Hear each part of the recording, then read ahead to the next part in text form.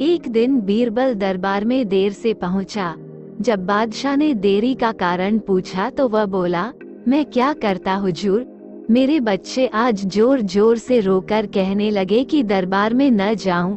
किसी तरह उन्हें बहुत मुश्किल से समझा पाया कि मेरा दरबार में हाजिर होना कितना जरूरी है। इसी में मुझे काफी समय लग गया और इसलिए मुझे आने में देर हो गई। बादशाह को लगा कि बीरबल बहानेबाजी कर रहा है। बीरबल के इस उत्तर से बादशाह को तसल्ली नहीं हुई। वे बोले, मैं तुमसे सहमत नहीं हूँ। किसी भी बच्चे को समझाना इतना मुश्किल नहीं जितना तुमने बताया। इसमें इतनी देर तो लग ही नहीं सकती। बीरबल हंसता हुआ बोला, हुजूर, बच्चे को गुस्सा करना या डपटना तो बहुत सरल है, लेकिन किसी बात को विस्तार से समझा पाना बेहद कठिन। अकबर बोले, मूर्खों जैसी बात मत करो। मेरे पास कोई भी बच्चा लेकर आओ, तुम्हें दिखाता हूँ कि कितना आसान है ये काम। ठीक है, जहाँ पनाह। बीरबल बोला, मैं खुद ही बच्चा बन जाता हूँ और वैसा ही व्यवहार करता हूँ। तब आप एक पिता की भांति मुझे संतुष्ट करके दिखाएं। फिर बीरबल ने छोटे बच्चे की तरह बर्ताव करना शुरू कर दिया। उसने तरह तरह के मुंह बनाकर अकबर को चिढ़ाया और किसी छोटे बच्चे की तरह दरबार में यहाँ वहाँ उछलने कूदने लगा। उसने अपनी पगड़ी जमीन पर फेंक दी। फिर वह जाकर अकबर की गोद में बैठ गया और लगा उनकी मूंछों से छेड़छाड़ करने।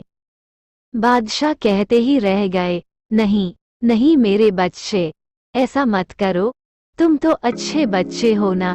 सुनकर बीरबल ने जोर जोर से चिल्लाना शुरू कर दिया। तब अकबर ने कुछ मिठाइयाँ लाने का आदेश दिया, लेकिन बीरबल जोर जोर से चिल्लाता ही रहा। अब बादशाह परेशान हो गए, लेकिन उन्होंने धैर्य बनाए रखा। वह बोले, बेटा, खिलौनों से खेलोगे? देखो कितने सुंदर खिलौने हैं। बीरबल रोता हुआ बोला, नहीं, मैं तो गन्ना खाऊंगा। अकबर मुस्कराए और गन्ना लाने का आदेश दिया। थोड़ी ही देर में एक सैनिक कुछ गन्ने लेकर आ गया, लेकिन बीरबल का रोना नहीं थमा। वह बोला, मुझे बड़ा गन्ना नहीं चाहिए, छोटे छोटे टुकड़े में कटा गन्ना दो। अकबर ने एक सैनिक को बुलाकर कहा कि वो एक गन्ने के छोटे छोटे टुकड़े कर दे। ये देखकर बीरबल और जोर से रोता हुआ बोला, नहीं, सैनिक गन्ना नहीं काटेगा, आप खुद काटें इसे। अब बादशाह का मिजाज बिगड़ गया, लेकिन उनके पास गन्ना काटने के अलावा और कोई चारा न था, और करते भी क्या, खुद अपने ही बिछाए जाल में फंस गए थे। वह गन्ने के टुकड़े करने के बाद उन्हें बीरबल के सामने रखते हुए बोले, अकबर, लो इसे खा लो बेटा। अब बीरबल ने बच्चे की भांति मचलते हुए कहा, नहीं, मैं तो पूरा गन्ना ही खाऊंगा। बादशाह ने एक साबुत गन्ना उठाया और बीरबल को देते हुए बोले, लो पूरा गन्ना और रोना बंद करो। लेकिन बीरबल रोता हुआ ही बोला, नहीं, मुझे तो इन छोटे टुकड़ों से ही साबुत गन्ना बना कर दो। कैसी अजब बात करते हो तुम, ये भला कैसे संभव है? बादशाह के स्वर में क्रोध भरा था, लेकिन बीरबल रोता ही रहा। बादशाह का धैर्य चुक गया। बोले, यदि तुमने रोना बंद नहीं किया तो मार पड़ेगी तब। अब बच्चे का अभिनय करता बीरबल उठ खड़ा हुआ और हंसता हुआ बोला, नहीं नहीं, मुझे मत मारो हुजूर। अब आपको पता चला कि बच्चे की बेतुकी जिदों को शांत करना कितना मुश्किल काम है। बीरबल की बात से सहमत थे अकबर। बोले, हाँ ठीक कहते हो, रोते चिल्लाते जिद पर अड़े बच्चे को समझाना बच्चों का खेल नहीं। वो एक दिन अकबर व बीरबल बाग में सैर कर रहे थे। बीरबल लतीफा सुना रहा था और अकबर उसका मजा ले रहे थे। तभी अकबर को नीचे घास पर पड़ा बांस का एक टुकड़ा दिखाई दिया। उन्हें बीरबल की परीक्षा लेने की सूझी। बीरबल को बांस का टुकड़ा दिखाते हुए वह बोले, क्या तुम इस बांस के टुकड़े को बिना काटे छोटा कर सकते हो? बीरबल लतीफा सुनाता सुनाता रुक गया और अकबर की आंखों में झांका। अकबर कुटिलता से मुस्कराए। बीरबल समझ गया कि बादशाह सलामत उससे मजाक करने के मूड में हैं। अब जैसा बेसिर पैर का सवाल था तो जवाब भी कुछ वैसा ही होना चाहिए था। बीरबल ने इधर उधर देखा। एक माली हाथ में लंबा बांस लेकर जा रहा था। उसके पास जाकर बीरबल ने वह बांस अपने दाएं हाथ में ले लिया और बादशाह का दिया छोटा बांस का टुकड़ा बाएं हाथ में। बीरबल बोला, हुजूर, अब देखिए इस टुकड़े को, हो गया न बिना काटे ही छोटा। बड़े बांस के सामने वो टुकड़ा छोटा तो दिखना ही था। निरुत्तर बादशाह अकबर मुस्करा उठे बीरबल की चतुराई देखकर। बीरबल एक ईमानदार तथा धर्मप्रिय व्यक्ति था। वो प्रतिदिन ईश्वर की आराधना बिना नागा किया करता था। इससे उसे नैतिक व मानसिक बल प्राप्त होता था। वो अक्सर कहा करता था कि ईश्वर जो कुछ भी करता है मनुष्य के भले के लिए ही करता है। कभी कभी हमें ऐसा लगता है कि ईश्वर हम पर कृपा दृष्टि नहीं रखता, लेकिन ऐसा होता नहीं। कभी कभी तो उसके वरदान को भी लोग शाप समझने की भूल कर बैठते हैं। वो हमको थोड़ी पीड़ा इसलिए देता है ताकि बड़ी पीड़ा से बच सकें। एक दरबारी को बीरबल की ऐसी बातें पसंद न आती थीं। एक दिन वही दरबारी दरबार में बीरबल को संबोधित करता हुआ बोला, देखो, ईश्वर ने मेरे साथ क्या किया। कल शाम को जब मैं जानवरों के लिए चारा काट रहा था तो अचानक मेरी छोटी उंगली कट गई। क्या अब भी तुम यही कहोगे कि ईश्वर ने मेरे लिए यह अच्छा किया है? कुछ देर चुप रहने के बाद बोला बीरबल, मेरा अब भी यही विश्वास है, क्योंकि ईश्वर जो कुछ भी करता है मनुष्य के भले के लिए ही करता है। सुनकर वह दरबारी नाराज हो गया कि मेरी तो उंगली कट गई और बीरबल को इसमें भी अच्छाई नजर आ रही है। मेरी पीड़ा तो जैसे कुछ भी नहीं। कुछ अन्य दरबारियों ने भी उसके सुर में सुर मिलाया। तभी बीच में हस्तक्षेप करते हुए बादशाह अकबर बोले, बीरबल, हम भी अल्लाह पर भरोसा रखते हैं, लेकिन यहाँ तुम्हारी बात से सहमत नहीं। इस दरबारी के मामले में ऐसी कोई बात नहीं दिखाई देती जिसके लिए उसकी तारीफ की जाए। बीरबल मुस्कराता हुआ बोला, ठीक है जहाँपनाह, समय ही बताएगा। अब 3 महीने बीत चुके थे। वह दरबारी जिसकी उंगली कट गई थी, घने जंगल में शिकार खेलने निकला हुआ था। एक हिरन का पीछा करते वह भटक कर आदिवासियों के हाथों में जा पड़ा। वे आदिवासी अपने देवता को प्रसन्न करने के लिए मानव बलि में विश्वास रखते थे, अतः वे उस दरबारी को पकड़कर मंदिर में ले गए बलि चढ़ाने के लिए। लेकिन जब पुजारी ने उसके शरीर का निरीक्षण किया तो हाथ की एक उंगली कम पाई। नहीं, इस आदमी की बलि नहीं दी जा सकती। मंदिर का पुजारी बोला, यदि 9 उंगलियों वाले इस आदमी को बलि चढ़ा दिया गया तो हमारे देवता बजाय प्रसन्न होने के क्रोधित हो जाएंगे। अधूरी बलि उन्हें पसंद नहीं। हमें महामारियों, बाढ़ या सूखे का प्रकोप झेलना पड़ सकता है, इसलिए इसे छोड़ देना ही ठीक होगा। और उस दरबारी को मुक्त कर दिया गया। अगले दिन वह दरबारी दरबार में बीरबल के पास आकर रोने लगा। तभी बादशाह भी दरबार में आ पहुंचे और उस दरबारी को बीरबल के सामने रोता देखकर हैरान रह गए।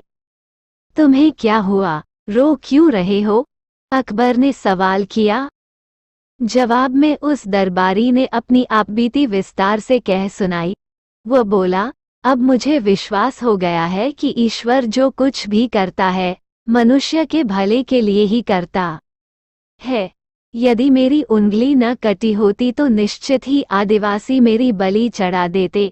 इसीलिए मैं रो रहा हूँ, लेकिन ये आंसू खुशी के हैं। मैं खुश हूँ क्योंकि मैं जिंदा हूँ। बीरबल के ईश्वर पर विश्वास को संदेह की दृष्टि से देखना मेरी भूल थी।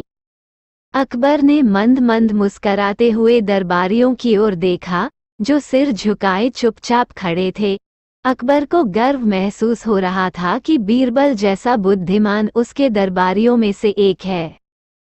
एक दिन अकबर ने बीरबल से पूछा, बीरबल, क्या तुम मुझे कोई ऐसी कहानी सुना सकते हो जिसमें बुद्धिमानी और समझदारी का परिचय हो? बीरबल मुस्कराए, हाँ, हुकुम। एक बार एक गांव में एक आदमी अपने दोस्त से मिलकर बोला, मेरी बीवी हमेशा मुझसे बहस करती है और मेरे सारे निर्णयों पर उसका आपत्ति होता है।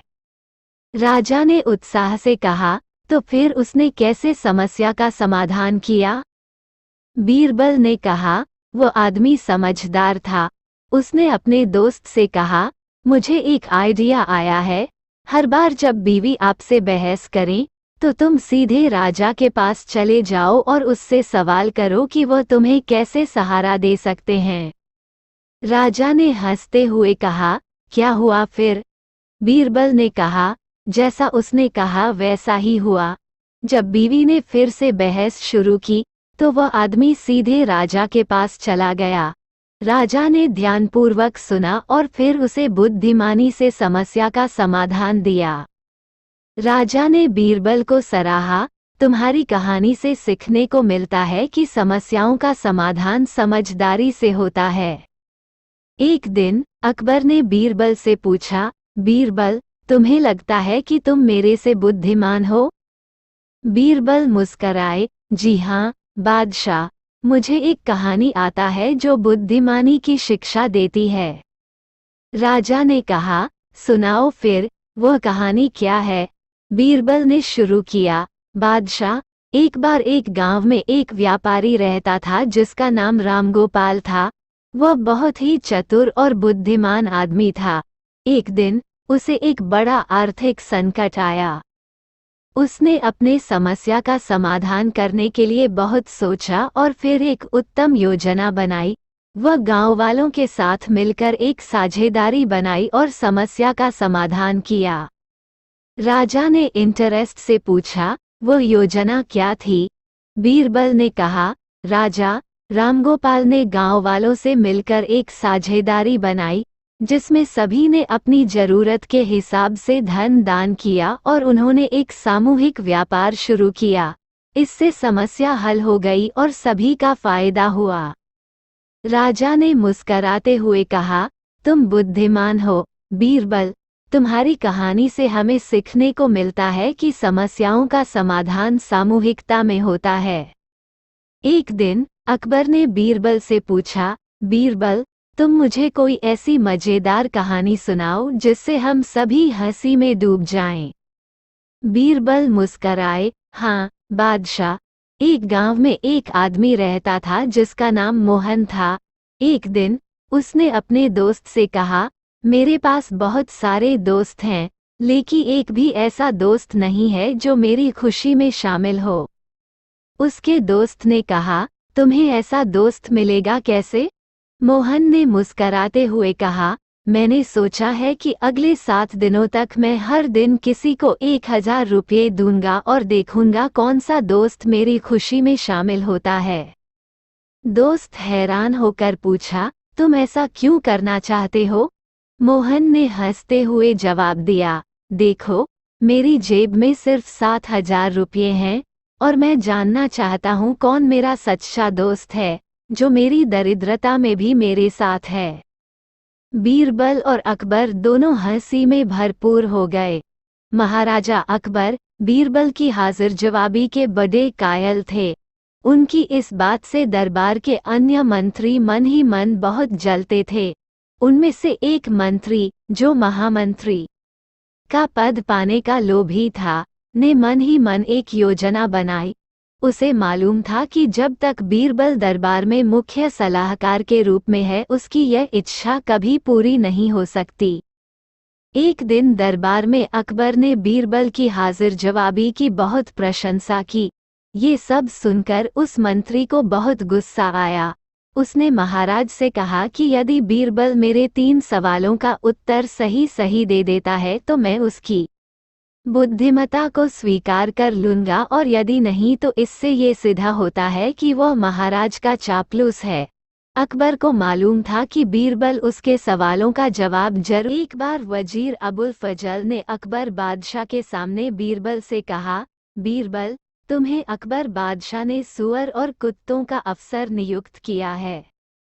इस पर बीरबल ने कहा, बहुत खूब, तब तो आपको भी मेरी आज्ञा में रहना पड़ेगा। ये सुनते ही अकबर बादशाह हंस पड़े और वजीर अबुल फजल ने लज्जित होकर अपना सिर झुका लिया। एक बार अकबर बीरबल हमेशा की तरह टहलने जा रहे थे। रास्ते में एक तुलसी का पौधा दिखा तो मंत्री बीरबल ने झुककर प्रणाम किया। अकबर ने पूछा, कौन है ये? बीरबल, ये मेरी माता हैं। अकबर ने तुलसी के झाड़ को उखाड़कर फेंक दिया और बोला, कितनी माता है तुम लोगों की?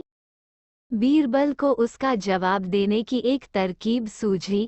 आगे एक बिच्छू पत्ती खुजली वाला झाड़ मिला। बीरबल ने उसे दंडवत प्रणाम कर कहा, जय हो बाप मेरे। अकबर को गुस्सा आया और दोनों हाथों से झाड़ को उखाड़ने लगा। इतने में अकबर को भयंकर खुजली होने लगी तो अकबर बोला, बीरबल ये क्या हो गया? बीरबल ने कहा, आपने मेरी मां को मारा इसलिए ये गुस्सा हो गए। अकबर जहां भी हाथ लगाता खुजली होने लगती तथा बोला कि बीरबल जल्दी ही कोई उपाय बताओ।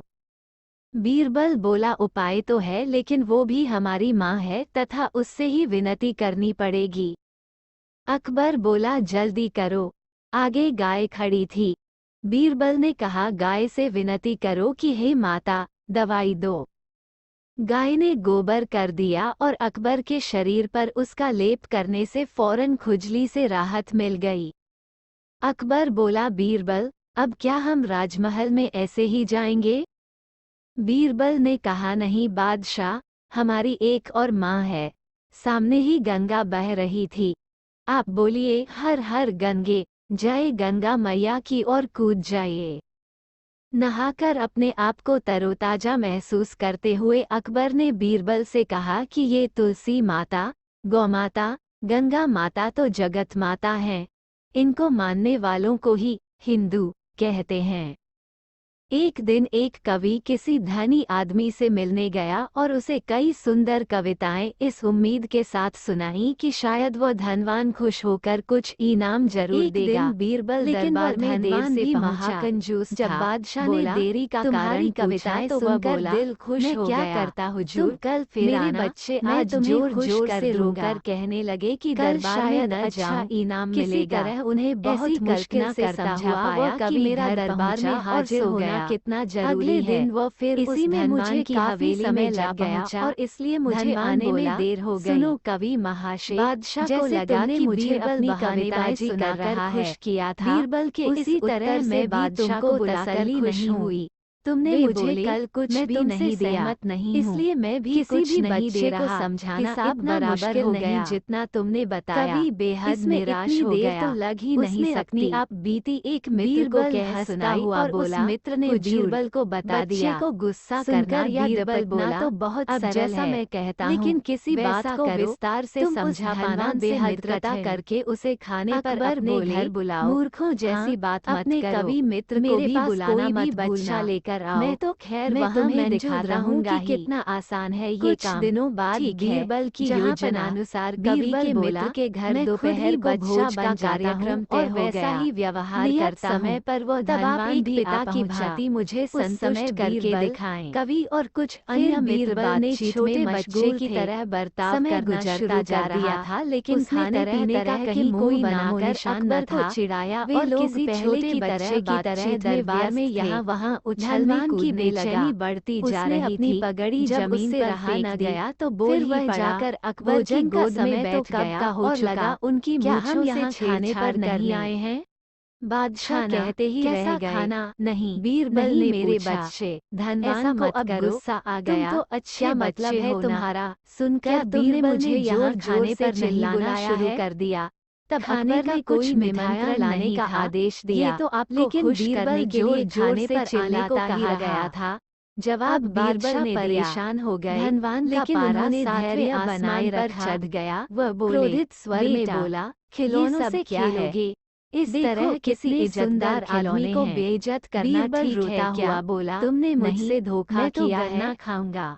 अब बीरबल अकबर हंसता हुआ मुस्कुराए बोला, और गन्ना यदि लाने मैं का कहूं कि आदेश इसमें दिया। कुछ भी गलत थोड़ी ही नहीं देर तो में एक तुमने सैनिक इस कवि कुछ से गन्ने यही लेकर कहकर आ गया। धोखा किया था लेकिन ना कि बीरबल कल का आना, रोना नहीं सो थमा। मैंने भी कुछ वह ऐसा बोला, ही किया। मुझे बड़ा तुम जैसे गन्ना लोगों नहीं के चाहिए, साथ ऐसा ही छोटे छोटे व्यवहार टुकड़े होना में चाहिए। कटा गन्ना दो। धनवान को अब अपनी अकबर गलती ने का एक आभास सैनिक को हुआ और बुलाकर उसने कहा कवि कि को वो एक अच्छा गन्ने के इनाम छोटे देकर वहां छोटे से टुकड़े विदा कर ली। दे। वहां ये मौजूद देखकर सभी सभी बीरबल बीरबल को जोर से प्रशंसा रोता हुआ भरी बोला, नजरों से नहीं, देखने लगे। सैनिक गन्ना नहीं काटेगा, आप खुद काटें इसे। अब बादशाह का मिजाज बिगड़ गया, लेकिन उनके पास गन्ना काटने के अलावा और कोई चारा न था, और करते भी क्या, खुद अपने ही बिछाए जाल में फंस गए थे वह। गन्ने के टुकड़े करने के बाद उन्हें बीरबल के सामने रखते हुए बोले, अकबर, लो इसे खा लो बेटा। अब बीरबल ने बच्चे की भांति मचलते हुए कहा, नहीं, मैं तो पूरा गन्ना ही खाऊंगा। बादशाह ने एक साबुत गन्ना उठाया और बीरबल को देते हुए बोले, लो पूरा गन्ना और रोना बंद करो। लेकिन बीरबल रोता हुआ ही बोला, नहीं, मुझे तो इन छोटे टुकड़ों से ही साबुत गन्ना बनाकर दो। कैसी अजब बात करते हो तुम, ये भला कैसे संभव है? बादशाह के स्वर में क्रोध भरा था, लेकिन बीरबल रोता ही रहा। बादशाह का धैर्य चुक गया। बोले, यदि तुमने रोना बंद नहीं किया तो मार पड़ेगी तब। अब बच्चे का अभिनय करता बीरबल उठ खड़ा हुआ और हंसता हुआ बोला, नहीं, नहीं, मुझे मत मारो हुजूर। अब आपको पता चला कि बच्चे की बेतुकी जिदों को शांत करना कितना मुश्किल काम है। बीरबल की बात से सहमत थे अकबर। बोले, हाँ, ठीक कहते हो। रोते चिल्लाते जिद पर अड़े बच्चे को समझाना बच्चों का खेल नहीं। वो एक दिन अकबर व बीरबल बाग में सैर कर रहे थे। बीरबल लतीफ़ा सुना रहा था और अकबर उसका मजा ले रहे थे। तभी अकबर को नीचे घास पर पड़ा बांस का एक टुकड़ा दिखाई दिया। उन्हें बीरबल की परीक्षा लेने की सूझी। बीरबल को बांस का टुकड़ा दिखाते हुए वह बोले, क्या तुम इस बांस के टुकड़े को बिना काटे छोटा कर सकते हो? बीरबल लतीफ़ा सुनाता सुनाता रुक गया और अकबर की आंखों में झांका। अकबर कुटिलता से मुस्कराए। बीरबल समझ गया कि बादशाह सलामत उससे मजाक करने के मूड में हैं। अब जैसा बेसिर पैर का सवाल था तो जवाब भी कुछ वैसा ही होना चाहिए था। बीरबल ने इधर उधर देखा। एक माली हाथ में लंबा बांस लेकर जा रहा था। उसके पास जाकर बीरबल ने वह बांस अपने दाएं हाथ में ले लिया और बादशाह का दिया छोटा बांस का टुकड़ा बाएं हाथ में। बीरबल बोला, हुजूर, अब देखिए इस टुकड़े को, हो गया न बिना काटे ही छोटा। बड़े बांस के सामने वो टुकड़ा छोटा तो दिखना ही था। निरुत्तर बादशाह अकबर मुस्करा उठे बीरबल की चतुराई देखकर। बीरबल एक ईमानदार तथा धर्मप्रिय व्यक्ति था। वो प्रतिदिन ईश्वर की आराधना बिना नागा किया करता था। इससे उसे नैतिक व मानसिक बल प्राप्त होता था। वो अक्सर कहा करता था कि ईश्वर जो कुछ भी करता है मनुष्य के भले के लिए ही करता है। कभी कभी हमें ऐसा लगता है कि ईश्वर हम पर कृपा दृष्टि नहीं रखता, लेकिन ऐसा होता नहीं। कभी कभी तो उसके वरदान को भी लोग शाप समझने की भूल कर बैठते हैं। वो हमको थोड़ी पीड़ा इसलिए देता है ताकि बड़ी पीड़ा से बच सकें। एक दरबारी को बीरबल की ऐसी बातें पसंद न आती थीं। एक दिन वही दरबारी दरबार में बीरबल को संबोधित करता हुआ बोला, देखो, ईश्वर ने मेरे साथ क्या किया। कल शाम को जब मैं जानवरों के लिए चारा काट रहा था तो अचानक मेरी छोटी उंगली कट गई। क्या अब भी तुम यही कहोगे कि ईश्वर ने मेरे लिए यह अच्छा किया है? कुछ देर चुप रहने के बाद बोला बीरबल, मेरा अब भी यही विश्वास है, क्योंकि ईश्वर जो कुछ भी करता है मनुष्य के भले के लिए ही करता है।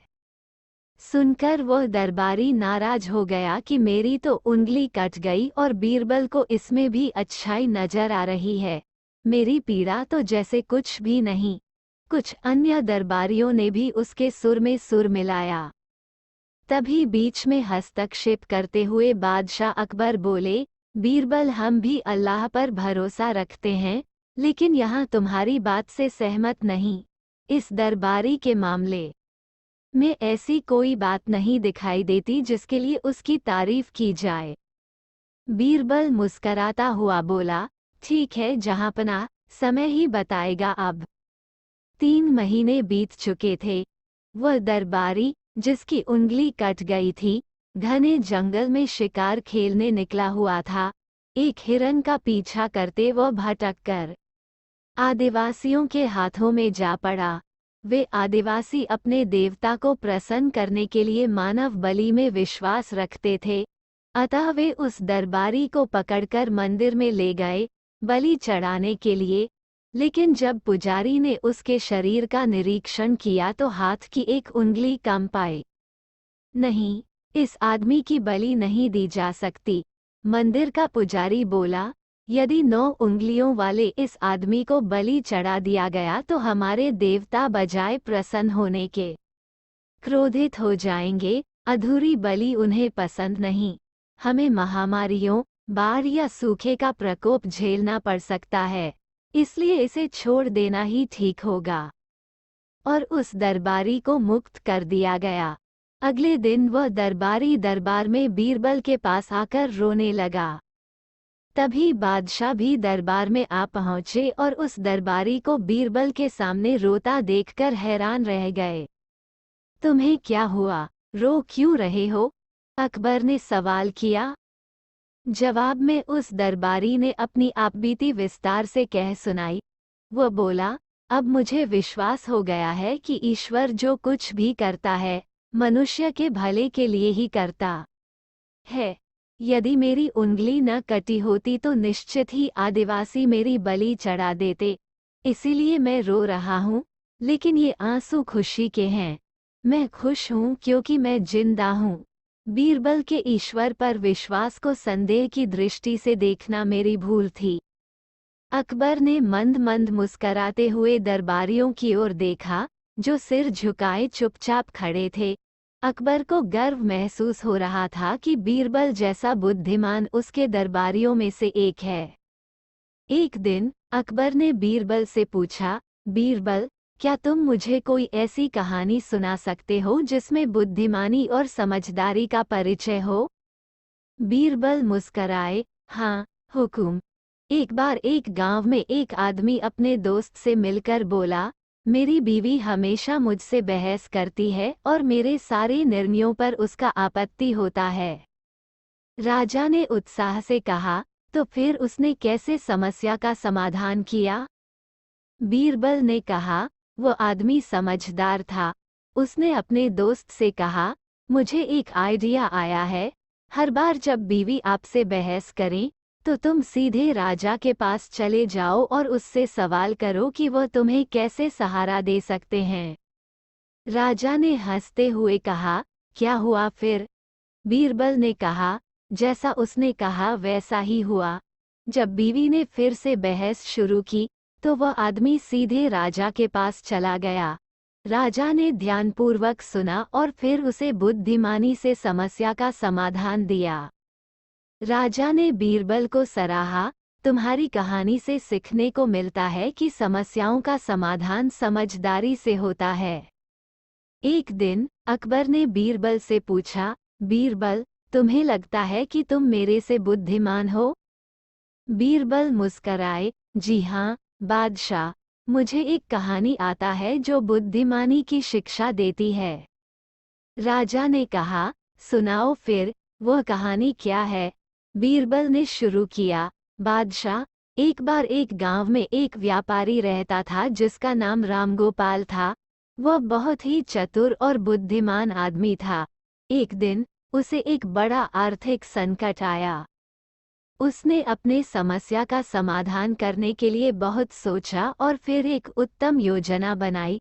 वह गांव वालों के साथ मिलकर एक साझेदारी बनाई और समस्या का समाधान किया। राजा ने इंटरेस्ट से पूछा, वह योजना क्या थी? बीरबल ने कहा, राजा, रामगोपाल ने गांव वालों से मिलकर एक साझेदारी बनाई। जिसमें सभी ने अपनी जरूरत के हिसाब से धन दान किया और उन्होंने एक सामूहिक व्यापार शुरू किया। इससे समस्या हल हो गई और सभी का फायदा हुआ। राजा ने मुस्कराते हुए कहा, तुम बुद्धिमान हो बीरबल।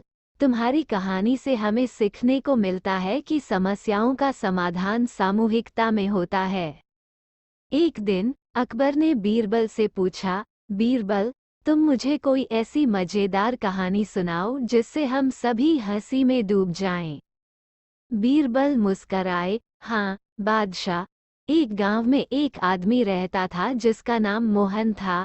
एक दिन उसने अपने दोस्त से कहा, मेरे पास बहुत सारे दोस्त हैं, लेकिन एक भी ऐसा दोस्त नहीं है जो मेरी खुशी में शामिल हो। उसके दोस्त ने कहा, तुम्हें ऐसा दोस्त मिलेगा कैसे?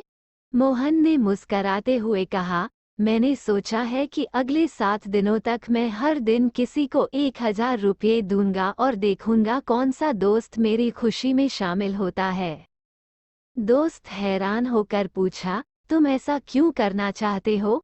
मोहन ने हंसते हुए जवाब दिया, देखो, मेरी जेब में सिर्फ 7000 रुपये हैं और मैं जानना चाहता हूँ कौन मेरा सच्चा दोस्त है, जो मेरी दरिद्रता में भी मेरे साथ है। बीरबल और अकबर दोनों हंसी में भरपूर हो गए। महाराजा अकबर बीरबल की हाजिर जवाबी के बड़े कायल थे। उनकी इस बात से दरबार के अन्य मंत्री मन ही मन बहुत जलते थे। उनमें से एक मंत्री, जो महामंत्री का पद पाने का लोभी था, ने मन ही मन एक योजना बनाई। उसे मालूम था कि जब तक बीरबल दरबार में मुख्य सलाहकार के रूप में है, उसकी यह इच्छा कभी पूरी नहीं हो सकती। एक दिन दरबार में अकबर ने बीरबल की हाजिर जवाबी की बहुत प्रशंसा की। ये सब सुनकर उस मंत्री को बहुत गुस्सा आया। उसने महाराज से कहा कि यदि बीरबल मेरे 3 सवालों का उत्तर सही सही दे देता है तो मैं उसकी बुद्धिमत्ता को स्वीकार कर लूंगा, और यदि नहीं तो इससे ये सीधा होता है कि वह महाराज का चापलूस है। अकबर को मालूम था कि बीरबल उसके सवालों का जवाब जरूर